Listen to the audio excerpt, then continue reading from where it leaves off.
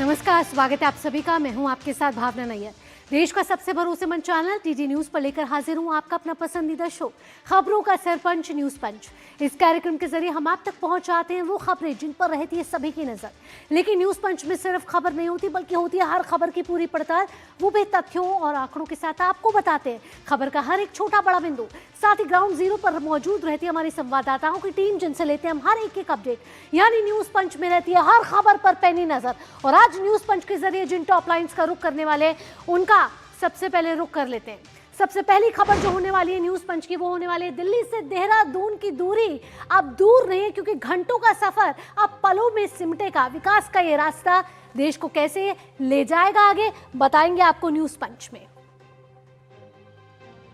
दूसरी खबर जिस पर नजर रहने वाली है वो है हम प्यार करने वाले। गाना तो आपने बहुत सुना होगा, लेकिन समझ चाहिए क्योंकि चुनाव आयोग ने इसी बॉलीवुड अंदाज में वार किया है। बोरोलिन और बरनौल तंज से उपद्रवियों को दिया है सख्त संदेश। बताएंगे कैसे पश्चिम बंगाल में इस समय सियासी सरगर्मियां तेज हो रही हैं। और जिस तीसरी और महत्वपूर्ण खबर पर नजर रहने वाली है, जिस पर आज सभी की निगाहें टिकी है, वो है बिहार के लिए आज का दिन बेहद अहम है, क्योंकि बिहार का नया मुख्यमंत्री कौन होगा उस पर आज पर्दा हट जाएगा। ऐसे में बैठकों का दौर इस समय जारी है। कैसे होगा बिहार की सियासत में आज बड़ा उलटफेर, बताएंगे ये भी आपको न्यूज पंच में। चलिए न्यूज पंच की शुरुआत करते हैं पहली खबर के साथ। इंतजार खत्म हो चुका है। अब घंटों का सफर जो है वो कुछ ही पलों में हो जाएगा तय, और कुछ ही देर में आप पहुंच जाएंगे अपने गंतव्य तक। देश की रफ्तार को गति देने वाला एक और बड़ा कदम आज प्रधानमंत्री नरेंद्र मोदी दिल्ली देहरादून एक्सप्रेसवे देश को करने वाले हैं समर्पित। लेकिन ये सिर्फ सफर कम करने की कहानी नहीं है, ये नए भारत के संतुलित विकास की तस्वीर भी है, जहां एक और तेज रफ्तार की कनेक्टिविटी आपको दिखेगी, वहीं दूसरी ओर आपके मन में संशय रहता होगा कि दिल्ली से देहरादून का रास्ता है, बीच में जो रास्ता बनाया गया है कहीं उससे पर्यावरण को नुकसान तो नहीं हुआ। तो पर्यावरण के संरक्षण का भी यहाँ पूरा ध्यान रखा गया है। सहारनपुर में वन्य जीव गलियारे की समीक्षा इसी सोच को दर्शाती है कि विकास और प्रकृति दोनों साथ साथ आगे बढ़े। तेज रफ्तार, मजबूत इंफ्रास्ट्रक्चर और पर्यावरण के प्रति संवेदनशीलता, यही है देश के विकास की नई पहचान। आइए अब आपको बताते हैं इससे जुड़ा दिल्ली देहरादून एक्सप्रेसवे जो है उसमें क्या क्या मुख्य बातें आपको नजर आएंगी, कैसे अब घंटों का सफर कुछ पलों में तय हो जाएगा। चलिए ग्राफिक्स का रुख करें और दिल्ली से देहरादून की जो दूरी है वो कितने मिनटों में या घंटों में तय हो जाएगी, आपको ग्राफिक्स के जरिए बताते हैं। तो दिल्ली देहरादून का ये आर्थिक गलियारा है, जहां कहा जा रहा है कि कभी 7-7 घंटे लग जाते थे, और अगर ट्रैफिक हो तो इससे भी ज़्यादा देर लग जाती थी, लेकिन अब 6 से 7 घंटे की ये दूरी महज 2.5 घंटे में पूरी हो जाएगी। आज प्रधानमंत्री नरेंद्र मोदी राष्ट्र को समर्पित करने वाले हैं ये गलियारा, और इंतजार किया जा रहा था लंबे वक्त से कि कब ये खोलेगा तो दिल्ली देहरादून की जो दूरी कम हो जाएगी, क्योंकि हाल ही में अब आने वाली हैं छुट्टियां, और छुट्टियां हैं ये बच्चों की, गर्मियों की छुट्टियां होंगी। तो ऐसे में सभी पर्यटक चाहते हैं कि हम हिल स्टेशंस पर जाएं। इसके साथ साथ अगर इस एक्सप्रेसवे की बात की जाए तो वन्यजीव एलिवेटेड कॉरिडोर की करेंगे प्रधानमंत्री नरेंद्र मोदी समीक्षा। अब से कुछ देर में इसका उद्घाटन करने वाले हैं प्रधानमंत्री नरेंद्र मोदी। पर्यटन के लिहाज से कहें, रोजगार के लिहाज से कहें, या पर्यावरण संरक्षण के लिहाज से कहें, इस आर्थिक गलियारे को बेहद ही महत्वपूर्ण माना जा रहा है। अगले ग्राफिक्स का रुख करेंगे, आपको बताएंगे कि कैसे ये जो दूरी है वो घटने वाली है, और आपका जो बहुमूल्य समय है उसकी बचत होने वाली है। 213 किलोमीटर लंबा ये 6 लेन वाला एक्सप्रेसवे है। एक्सेस कंट्रोल कॉरिडोर आपको यहाँ दिखेगा। 12,000 करोड़ की लागत से यह आर्थिक गलियारा बनाया गया है, और 6 से 7 घंटे जो आपको लग जाते थे दिल्ली से देहरादून पहुंचने में, अब महज 2.5 घंटे से 3 घंटे के बीच में आप दिल्ली देहरादून की ये दूरी तय कर लेंगे। 10 इंटरचेंज आपको यहाँ मिलेंगे, 3 रेलवे ब्रिज आपको इस रास्ते में मिलेंगे, और साथ ही साथ आपको बताएं कि 4 प्रमुख पुल निर्माण भी इस पूरे आर्थिक गलियारे में शामिल है। उन्नत यातायात प्रबंधन प्रणाली भी आपको इसमें मौजूद मिलेगी। तो बता रहे हैं हम आपको कि कैसे ये दूरी घट रही है, सिर्फ और सिर्फ कनेक्टिविटी को अच्छा करने के लिए, हमारे इंफ्रास्ट्रक्चर को मजबूत करने के लिए। आगे बढ़ते हैं कि कैसे ये जो दूरी पर्यटन के लिहाज से महत्वपूर्ण मानी जा रही है, जो कम हो रही है, लेकिन इससे देश का विकास कैसे होगा, कैसे पर्यटन को यहाँ बूस्ट मिलेगा और रोजगार के अवसर यहाँ पैदा होंगे। चलिए ग्राफिक्स के जरिए आपको बता रहे कि पर्यटन आर्थिक केंद्रों के बीच बढ़ने वाला है संपर्क, क्योंकि जब ये दूरियां घटती हैं तो व्यापार अच्छे तौर पर होता है और रोजगार के अवसर भी यहाँ बनते हैं। व्यापार और विकास के लिए खुलने वाले हैं अपार रास्ते। क्षेत्रीय आर्थिक विकास होगा सुदृढ़, यानी कि जिस तरीके से बात हो रही है कि इकोनॉमी को बूस्ट करने की 2047 के विकसित भारत के विजन में भी ये जो बुनियादी इंफ्रास्ट्रक्चर को मजबूत करने वाला ये आर्थिक गलियारा है, इसको बेहद महत्वपूर्ण माना जा रहा है। हमारे संवाददाता दीपक रावत हमारे साथ जुड़ गए हैं ज्यादा जानकारी के साथ। दीपक, एक लंबे समय से इसका इंतजार किया जा रहा था, बेहद ही महत्वपूर्ण ये आर्थिक गलियारा माना जा रहा है पर्यटन के लिहाज से, फिर कनेक्टिविटी के लिहाज से, और साथ ही साथ रोजगार के कई अवसर यहाँ खुलने वाले हैं। कैसे ये एक्सप्रेसवे देश की रफ्तार को एक नई गति में देगा?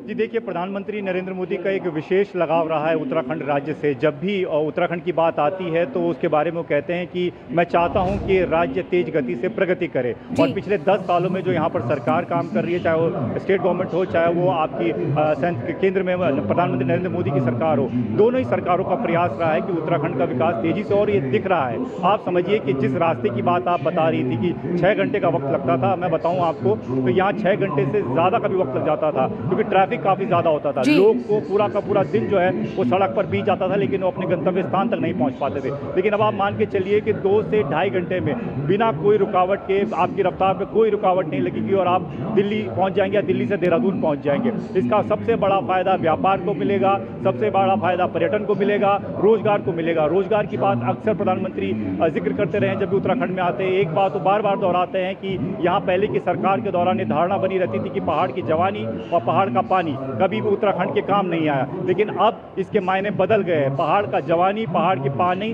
पहाड़ के ही काम आ रहा है, और इसी को सुनिश्चित करने के लिए प्रधानमंत्री दीपक, यहाँ मेरा एक आपसे और सवाल है कि दिल्ली देहरादून के बीच की ये दूरी तो कम होगी, पर्यटन को एक बूस्ट मिलेगा, लेकिन यहाँ से दूसरे एक्सप्रेसवे की जो कनेक्टिविटी है उससे भी फायदा मिलेगा। यानी सिर्फ दिल्ली से उत्तराखंड के बीच यहाँ फायदा नहीं है, दूसरे राज्यों को भी यहाँ से फायदा मिलता हुआ नजर आ रहा है। उसमें किस तरीके के उद्देश्य के साथ ये आर्थिक गलियारा बनाया गया है? जी देखिए, बिल्कुल सिर्फ उत्तराखंड और दिल्ली की बात न करें, यूपी की भी बात करें। सहारनपुर होते हुए जब आप इस एलिवेटेड पे आएंगे, कई सारे यहाँ पर एग्जिट एंट्री पॉइंट दिए गए हैं, यानी कि यूपी के जरिए भी अगर लोगों को दिल्ली पहुँचना हो, सहारनपुर के रास्ते जाना हो, तो वहाँ से भी उनके लिए बहुत ज़्यादा सहूलियत होने वाली है। दूसरा, जब हम दिल्ली में देखते हैं खजूरी के आसपास के इलाके हैं, चाहे नॉर्थ ईस्ट के इलाके हैं, वहाँ पर भी अक्सर ट्रैफिक से जूझना पड़ता था। वहाँ पर भी एग्जिट पॉइंट, एंट्री पॉइंट दिया गया है, यानी कि आप अक्षरधाम से अगर नॉर्थ ईस्ट के इलाकों में जा रहे हैं तो वहाँ पर भी आपको बहुत आसानी से वहाँ पर आप पहुँचा जा सकता है, किसी प्रकार की कोई रुकावट नहीं आएगी। बहुत बड़ा फायदा तीनों स्टेट को मिलेगा, सिर्फ उत्तराखंड और दिल्ली की बात नहीं, दिल्ली, उत्तराखंड, यूपी को फायदा मिलने जा रहा है, और ये बड़ी सौगात जो है वो प्रधानमंत्री देने जा रहे हैं। विशेष बात यहाँ पर यह है कि जिस तरीके से हम उत्तराखंड की बात करते हैं, पहाड़ी क्षेत्र है, यहाँ पर वन्य जीव क्षेत्र भी है, उसका भी विशेष ध्यान इस पूरे प्रोजेक्ट में रखा गया है। प्रधानमंत्री नरेंद्र मोदी लगातार ये बात करते हैं कि वन्य जीवों को नुकसान नहीं होना चाहिए, इस बात का भी हमें ध्यान रखना है। इंफ्रास्ट्रक्चर पर काम होना चाहिए, लेकिन वन्य जीवों को नुकसान ना हो, हमारे पर्यावरण को नुकसान ना हो, हमारे जंगलों को नुकसान ना हो। यही वजह है कि ये एक बड़ी मिसाल बनने जा रहा है, ये जो इकोनॉमिक कॉरिडोर बनाया गया है। आप समझिए कि हाथी को गुजरना हो, अलग अलग वन्य जीवों को गुजरना हो, उनके लिए अलग से पैसेज बनाए गए हैं। एशिया का सबसे लंबा एक वन्य जीव कॉरिडोर जो है यहाँ पर आपको देखने को मिलेगा। कई सारे वन्य जीव वहाँ से आपको क्रॉस करते नजर आएंगे। तो एक मनमोहक छटा जो है वो पर्यटकों को देखने को मिलेगी जब वो इस कॉरिडोर को क्रॉस करेंगे, और जिस रफ्तार से आपको इस एक्सप्रेस वे पे गाड़ियाँ दौड़ती नजर आएंगी, कुछ उसी रफ्तार से आने वाले दिनों में यहाँ से देश के विकास को एक नई गति मिलेगी इस आर्थिक गलियारे से, जिसके कई मुख्य उद्देश्य हैं। सिर्फ दिल्ली देहरादून की दूरी कम नहीं होने वाली है, यहाँ दूसरे राज्यों को भी बड़ा फायदा मिलने वाला है। दीपक, तमाम जानकारियों के साथ आपका बहुत बहुत धन्यवाद। अब से कुछ ही मिनटों का वक्त रह गया है जो प्रधानमंत्री नरेंद्र मोदी इस आर्थिक गलियारे का उद्घाटन करने वाले हैं। चलिए अगली स्टोरी का रुख कर लेते हैं। बंगाल से जुड़ी हुई स्टोरी है ये, और पश्चिम बंगाल में चुनाव आने वाले हैं। और अगर आप सोच रहे हैं कि चुनावी माहौल सिर्फ भाषणों, रैलियों और आरोप प्रत्यारोप तक सीमित है, तो जरा ठहरिए, क्योंकि इस बार चुनाव आयोग ने भी अपनाया है बॉलीवुड का तड़का, वो भी पूरे फिल्मी स्टाइल में। हम प्यार करने वाले, ये गाना आपने बहुत बार सुना होगा, गुनगुनाने भी लग गए होंगे आप, लेकिन अब इसी गाने की धुन पर दिया गया है एक सख्त राजनीतिक संदेश। जी हाँ, ये सख्त राजनीतिक संदेश जो दिया जा रहा है वो पश्चिम बंगाल चुनाव से जुड़ा हुआ दिया जा रहा है, उन उपद्रवियों के लिए दिया जा रहा है जो कहीं ना कहीं हिंसा या फिर इस तरीके की कोई भी घटना अगर करने की सोच भी रहे हैं, तो इस पोस्टर के जरिए क्रिएटिव संदेश, बल्कि सीधा वार उन उपद्रवियों पर। साथ ही साथ बोरोलिन और बर्नौल जैसे शब्दों का भी इस्तेमाल किया गया है और ये किया गया है, एक तंज कसा गया है उन उपद्रवियों पर। और उसका साफ मतलब है कि अगर आप नियम तोड़ेंगे, हिंसा करेंगे तो जलन भी होगी और इलाज भी आपको खुद करना पड़ेगा। चलिए ग्राफिक्स का रुख करेंगे जल्द से और आपको बताएंगे कि चुनाव आयोग का ये फिल्मी अंदाज क्या है और उससे क्या सख्त संदेश दिया जा रहा है। क्या होता है कि हम बॉलीवुड की काफ़ी मूवीज़ देखते हैं और मूवीज़ से कहीं ना कहीं हम कनेक्ट करने लगते हैं, तो चुनाव आयोग ने भी इसी को मद्देनज़र रखते हुए, इसी का सहारा लेते हुए, बॉलीवुड को का सहारा लेते हुए, हम प्यार करने वाले शब्द के साथ, इसी अंदाज के साथ उपद्रवियों को एक बड़ी चेतावनी यहाँ से देते हुए नजर आ रहे हैं इस अनोखे पोस्टर के जरिए, ये आप देख रहे हैं। और साथ ही साथ आमिर माधुरी के गाने को किया गया है यहाँ शेयर और यहाँ से बड़ा राजनीतिक संदेश जाता हुआ कि उपद्रवियों को चेतावनी यहाँ से जाती हुई कि अगर आपने इस तरीके की किसी भी हिंसा के बारे में सोचा भी तो उस रोकने की पहल को लेकर ये कहीं ना कहीं जागरूकता अभियान चुनाव आयोग चला रहा है। अगले ग्राफिक्स का रुख करेंगे कि चुनाव आयोग ने बोरोलिन और बर्नौल के शब्दों का इस्तेमाल क्यों किया है। तो चुनाव आयोग ने तंज कसा है उन उपद्रवियों पर जो कहीं ना कहीं हिंसा करने की सोच भी रखते हैं और उपद्रवियों को यहाँ बड़ी चेतावनी ये दी जा रही है कि नियम तोड़ने पर कड़ी सजा की वार्निंग है। ये बर्नौल और बोरोलिन रखने की दी गई है नसीहत और आपको पता ही है कि बर्नौल और बोरोलिन का इस्तेमाल किस लिए किया जाता है। वोटरों से बेखौफ मतदान करने की अपील की गई है, यानी खुलकर आप मतदान कीजिए क्योंकि बाद में कर लीजिएगा जलपान, पहले कर लीजिएगा मतदान। इसी चुनाव आयोग की अपील के साथ और एक जागरूकता के साथ चुनाव आयोग आगे बढ़ती हुई नजर आ रही है और हम देख रहे हैं कि शुरू से ही चुनाव आयोग लगातार नित नए नियम लेकर आ रहा है और कोशिश यही है कि बंगाल में एक तरीके से निष्पक्ष, साफ और पारदर्शी चुनाव हो सके। तो हम आगे बढ़ेंगे कि हमारे साथ हमारे संवाददाता इस समय सौरभ जुड़ गए हैं ज्यादा जानकारी के साथ। सीधा रुख कर लेते हैं सौरभ का इस समय।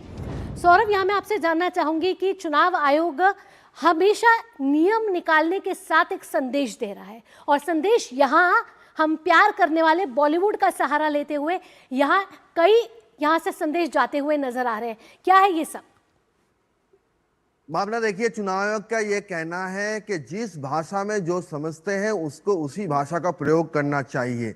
इसीलिए चुनाव आयोग का कहना है कि एकदम से ही जो गूंस हैं, जो हुलिगन्स हैं, उनके लिए ये मैसेज उनको दिया जा रहा है कि अभी प्यार से समझा रहे हैं, समझ जाओ, वरना तुम्हारे लिए कोई और भी दवा हम तैयार करके रखे हुए हैं। यही चुनाव आयोग का कहना है और साथ ही साथ कहीं ना कहीं जाके ये कम्युनिकेट करने वाली भी बात है आज की युवा से, जेन जी से कम्युनिकेट करने के लिए, जो वोटर्स हैं उनके कम्युनिकेट करने के लिए।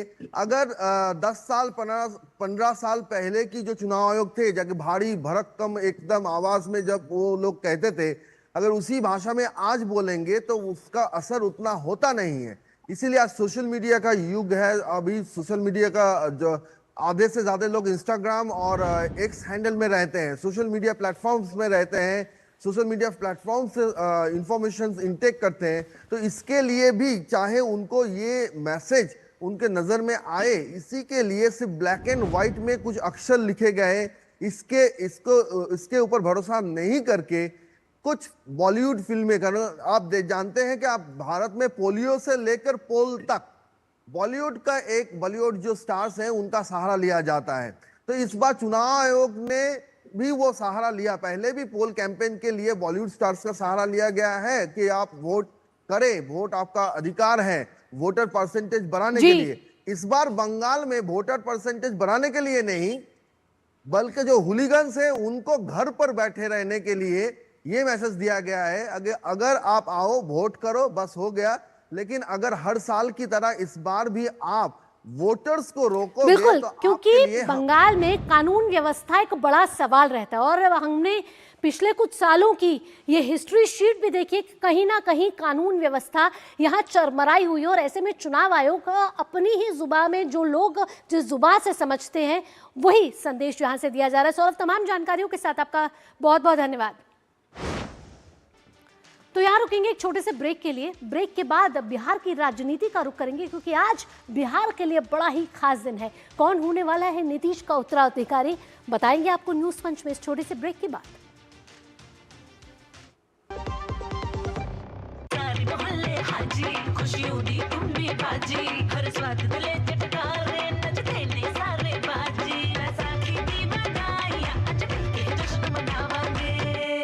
दी लख लख बधाइयां।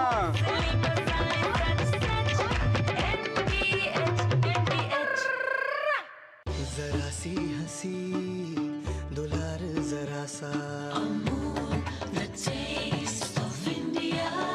जरा सी अनबन प्यार जरा सा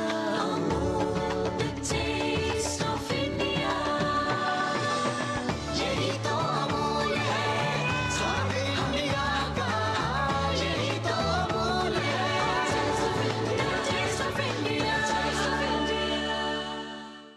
जब धरती चीर कर निकलता है लोहे का पत्थर और मिलता है मोंगिया के जोश से, फिर तपता है, पिघलता है और बनता है फौलाद।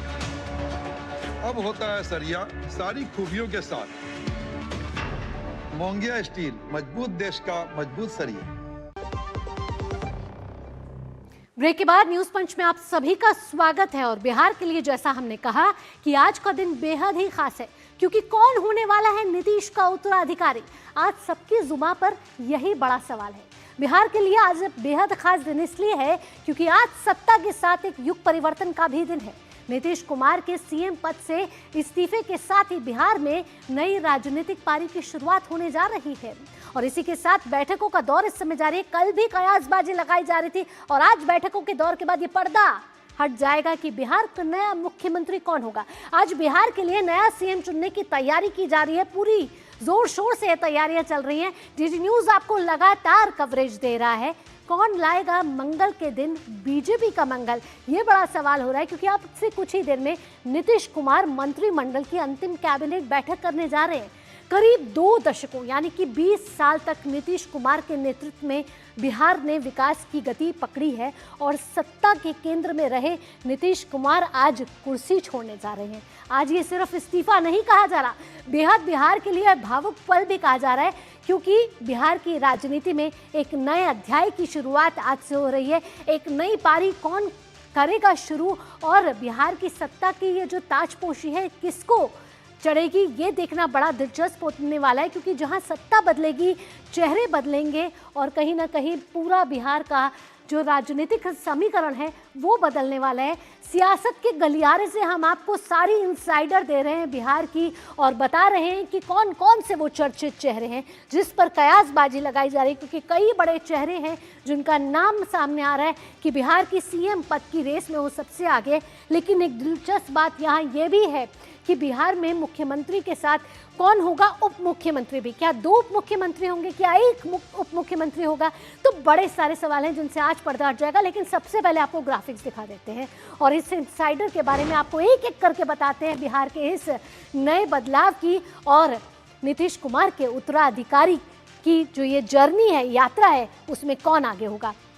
तो आज नीतीश कुमार सीएम पद से देने वाले हैं इस्तीफा। अब से कुछ ही देर का वक्त रह गया, 11 बजे उनकी कैबिनेट मंत्रिमंडल के साथ मीटिंग है। कहा जा रहा है कि ये उनकी आखिरी मीटिंग होगी, क्योंकि वो आज दोपहर को इस्तीफा दे देंगे और फिर नए सीएम चेहरे का जो चेहरा है वो कौन होगा उस पर पर्दा हट जाएगा। बीजेपी विधायक दल की भी बैठक होने वाली है, यानी बैठकें एक के बाद एक बैठक होने वाली है। पर्यवेक्षक के तौर पर शिवराज सिंह चौहान पहुंच चुके हैं और बड़ा सवाल यही है कि आप किसकी होगी कुर्सी और किसका होने वाला है मंगल। आज मंगल का दिन है तो किसका आज मंगल होने वाला है, ये बड़ा सवाल है और बड़ा दिलचस्प भी है। आइए दूसरे ग्राफिक्स का रुख करते हैं कि बिहार में जो राजनीतिक में एक बड़ा परिवर्तन देखने को मिल रहा है, उसमें ये बड़ा परिवर्तन किस लिए इसलिए माना जा रहा है कि नए सीएम का ऐलान जो है वो आज होने वाला है। नीतीश कैबिनेट की अंतिम बैठक कहा जा रहा है अब 11 बजे है और सीएम पद से उसके बाद वे इस्तीफा दे देंगे। जेडीयू विधायक जो है वो चुनेंगे अपना नेता, यानी कि कौन होगा जेडीयू विधायक का नया नेता। और बीजेपी विधायक दल की भी बैठक होने वाली है दोपहर को। इसके बाद जब तमाम बैठकों का दौर खत्म होगा तो उसके बाद सीएम पद के लिए कौन है वो चेहरा, उसका नाम सामने आ जाएगा। विधायक करेंगे नेता का चुनाव और इस चुनाव करने के बाद एक के बाद एक घोषणाएं होती जाएंगी, जिसकी पल पल की खबर आपको डीडी न्यूज देता रहेगा। तो किसकी होने वाली है कुर्सी, यह बड़ा सवाल है जिस पर सभी की निगाहें टिकी है और सभी के जुबान पर आज यही सवाल है कि बिहार में जो आज परिवर्तन होने वाला है, नया अध्याय बिहार का शुरू होने वाला है। क्योंकि 20 साल तक नीतीश कुमार जो है वो उन्होंने अपना नेतृत्व संभाला है। इस समय संजय झा क्या कह रहे हैं, उनकी प्रतिक्रिया क्या आ रही है, वो आपको सुनाते हैं। नीतीश जी ने सिखाया कि ताकत आने से सेवा कैसे किया जाता है। जिनको भी राजनीति करना हो, बहुत सारे यंग लोग आ रहे हैं, कितने लोगों का जीवन आप सुधार सकते हैं, करोड़ों लोगों का जीवन बदल सकते हैं, वो नीतीश कुमार जी ने अपने ताकत के बल पे दिखाया। निशांत कुमार सक्रिय हैं राजनीति में, पार्टी में आए हैं, पार्टी में संगठन को मजबूत कर रहे हैं। आगे जो भी उनका रोल रहेगा, पार्टी में हो चाहे अन्य तरीके से हो, वो पार्टी के लोग तय करेंगे, लेकिन वो पूरी पार्टी में एक्टिव हैं और लगातार लोगों से मिल रहे हैं। तो बिहार के लिए आज बेहद ही खास दिन, क्योंकि बिहार का नया सीएम कौन होगा ये सबकी जुबान पर सवाल है। हमारे संवाददाता राजेश राज इस समय ग्राउंड जीरो पर मौजूद है, सीधा उनसे फोन लाइन पर बात करते हैं और जानने की कोशिश करते हैं कि इस समय क्या हलचल तेज है। राजेश, आपने सुबह की तस्वीरें तो हमें दिखाई थी जहां बीजेपी कार्यालय में इस समय उत्साह का माहौल है, हर्षोल्लास है, क्योंकि एक नए अध्याय की यहाँ से शुरुआत हो रही है। लेकिन यहाँ एक भावुक पल भी है, क्योंकि नीतीश कुमार के नेतृत्व में 20 साल बिहार ने देखा है नीतीश कुमार को अपना मुख्यमंत्री। ऐसे में अब जब नए अध्याय की शुरुआत हो रही है, चर्चित चेहरे में कौन कौन से बड़े नाम हैं? देखिए भावना, आपने बिल्कुल सही कहा कि एक तरफ बीजेपी में उत्साह का वातावरण देखने को मिल रहा है, तो वहीं जो जनता दल यूनाइटेड का दफ्तर है, जिसके राष्ट्रीय अध्यक्ष नीतीश कुमार हैं, उस दफ्तर पर कहीं ना कहीं सन्नाटा पसरा हुआ है। और अभी मैं पुराना सचिवालय में मौजूद हूं, जो जहां पर मुख्यमंत्री सचिवालय है। मुख्यमंत्री पूरे दलबल के साथ, पूरे काफिले के साथ यहां पहुंचे हैं और उनके कैबिनेट की बैठक जो है वो ठीक 11 बजे शुरू होने वाली है। तमाम मंत्रियों के पहुंचने का सिलसिला शुरू हो चुका है। नीतीश कुमार के बगल में सम्राट चौधरी बैठे हुए थे और अगली सीट पर जो नीतीश कुमार के विश्वस्त मंत्री माने जाते हैं विजय चौधरी, वो मौजूद थे। अक्सर नीतीश कुमार मुस्कुराते हुए मीडिया को हाथ लहराते हुए भीतर जाते थे, लेकिन आज कहीं ना कहीं उनके चेहरे पर मायूसी साफ तौर पर दिखाई पड़ रही थी। जो चेहरे का जो हम कह सकते हैं कि जो उनकी जो लालिमा थी, वो कहीं ना कहीं एक भावुकता में बदला हुआ दिखाई पड़ रहा था। सबके मन में यही सवाल है कि कितने बजे ये ऐलान हो जाएगा कि बिहार का नया मुख्यमंत्री कौन होगा? देखिए, कैबिनेट की बैठक के बाद ये उम्मीद की जा रही है कि नीतीश कुमार जो है अपने पद से हट जाएंगे और उसके बाद 3 बजे भारतीय जनता पार्टी के दफ्तर पर शिवराज सिंह चौहान, जो केंद्रीय मंत्री हैं और बीजेपी के ऑब्जर्वर हैं, उनकी मौजूदगी में बीजेपी विधायक दल की बैठक होगी। बीजेपी विधायक दल की बैठक में तस्वीर साफ हो जाएगी 3 बजे कि कौन बीजेपी विधायक दल का नेता होगा। जो बीजेपी विधायक दल का नेता होगा वही एनडीए विधायक दल का नेता भी चुना जाएगा, जो 4 बजे। और वही बिहार का कहीं ना कहीं आगे मंगल करेगा। लेकिन इसी मंगल में एक और जो पेच है वो ये है कि उप मुख्यमंत्री कौन होगा? क्या 2 उप मुख्यमंत्री होंगे या एक मुख्यमंत्री होगा? इस पद के लिए क्या कोई नाम सामने आ रहे हैं? देखिए, सबसे जो महत्वपूर्ण चीज है भावना कि अभी मुख्यमंत्री पद के लिए भी सस्पेंस जो है वो बरकरार है। हालांकि मुख्यमंत्री की रेस में कई चेहरे शामिल हैं और उप मुख्यमंत्री की बात करें तो निश्चित तौर पर निशांत कुमार, जो चीफ मिनिस्टर नीतीश कुमार के बेटे हैं, और विजय चौधरी, जो जनता दल यूनाइटेड के वरिष्ठ नेता हैं, उनका नाम सामने आ रहा है। क्योंकि अभी बीजेपी के 2 उप मुख्यमंत्री हैं। जब बीजेपी के मुख्यमंत्री हो जाएंगे तो जेडीयू को 2 मुख्यमंत्री का तोहफा मिल सकता है। तो ऐसे में निशांत कुमार को लाने की तैयारी चल रही है, लेकिन मुख्यमंत्री पद को लेकर सस्पेंस अभी भी बरकरार है। सम्राट चौधरी का नाम आगे जरूर चल रहा है, लेकिन रेस में नित्यानंद राय भी शामिल है, विजय सिन्हा, संजय सरावगी और संजय जायसवाल, ये तमाम जो पुराने चेहरे हैं उन पर भी बीजेपी दांव लगा सकती है, या किसी अति पिछड़े या फिर। तो देखना बड़ा दिलचस्प होगा कि क्या अनुभवी चेहरों पर विश्वास जताया जाता है या फिर नए चेहरों पर इस समय दांव खेला जाता है। बड़ा दिलचस्प रहने वाला है बिहार की सियासत में आज का दिन। अब से कुछ ही पलों में नीतीश कुमार अपने मंत्रिमंडल के साथ जो आखिरी बैठक है कहा जा रहा है वो करने वाले हैं। तो आज बिहार के लिए बड़ा ही खास दिन है। पल पल की अपडेट हम आपको आगे भी देते रहेंगे, लेकिन फिलहाल न्यूज पंच में इतना ही। देश और दुनिया की बाकी खबरों के लिए आप जुड़े रहिए डीडी न्यूज के साथ। दीजिए अनुमति, नमस्कार।